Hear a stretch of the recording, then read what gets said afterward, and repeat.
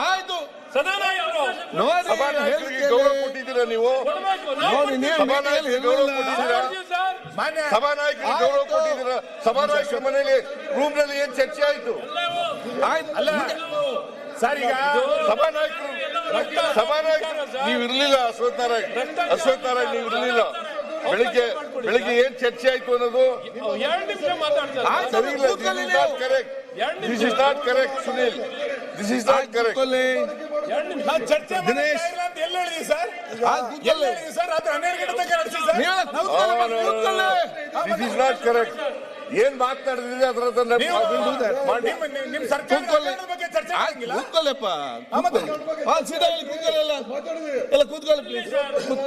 ದಿನೇಶ್ ಅವರೇ, ದಿನೇಶ್ ತಾಳ್ಮೆಯಿಂದ ಕೇಳಿರುವ ಎಲ್ಲ ವಿಷಯಗಳನ್ನು ದಿನೇಶ್ ಅವರೇ ನಿಮ್ಗೆ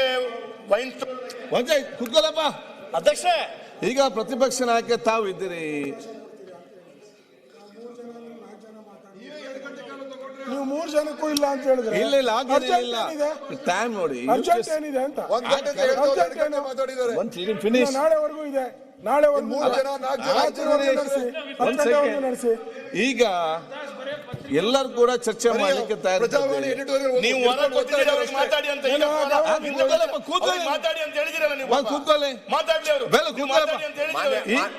ಈಗ ಪ್ರತಿಪಕ್ಷ ನಾಯಕರೇ ನಮ್ಗೆ ನೋಡಿ ಬೇಗ ಮುಗಿಸ್ಬೇಕು.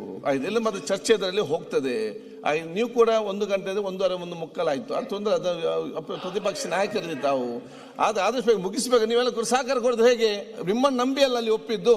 ಇಲ್ಲ ಆಗಲೇ ನೋಡಿ ನಿಮ್ಮ ಮಾತನ್ನು ನಂಬಿ ಅಲ್ಲಿ ಅವ್ರಿಗೇನ್ ಸರ್ ತರಾತುರಿ ಅದು ನಿರ್ಣಯ ಚರ್ಚೆ ಆಗಿದೆ.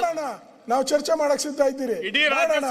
ರಾತ್ರಿ ಎಲ್ಲ ಮಾಡ್ಲಿ, ಇಂಟ್ರೆಸ್ಟ್ ಇದ್ರೆ ರಾತ್ರಿ ಎಲ್ಲ ಕೂತ್ಕೊಳ್ಳಿ. ನಾವು ರೆಡಿ ಇದ್ದೀರಿ. ಆಯ್ತು, ಈಗ ಮಂಜು 5 ನಿಮಿಷದಲ್ಲಿ ಮುಗಿಸಿ ಮತ್ತೆ 5 ನಿಮಿಷ ಮತ್ತೆ ಪಾಸ್ ಮಾಡ್ಬೇಕಷ್ಟೇ. ಮಾನ್ಯ ಅಧ್ಯಕ್ಷ, ಸಂಪೂರ್ಣ ವಿಚಾರ ಅವರು ರಿಕ್ವೆಸ್ಟ್ ಮಾಡ್ಕೊಂಡದಲ್ಲ. ಹೌದೌದು, ನಿಮ್ಮ ಚೇಂಬರ್ ನಲ್ಲಿ ಎಲ್ಲ ಮಾಡಿದ್ದು. ಬಿಸಿನೆಸ್ ಅಡ್ವೈಸರಿ ಕಮಿಟಿನಲ್ಲಿ ಏನ್ ಚರ್ಚೆ ಆಗಿತ್ತು? 2 ದಿನ ಎಕ್ಸ್ಕ್ಲೂಸಿವ್ ಆಗಿ ನರೇಗಾ ಬಗ್ಗೆ ಚರ್ಚೆ ಮಾಡೋಣ ಅಂತ ಹೇಳಿದ್ದು. ಅದಕ್ಕೋಸ್ಕರ 3 ದಿನ ಮುಂದಕ್ಕೆ ಹಾಕಿದ್ದು ನಾವು.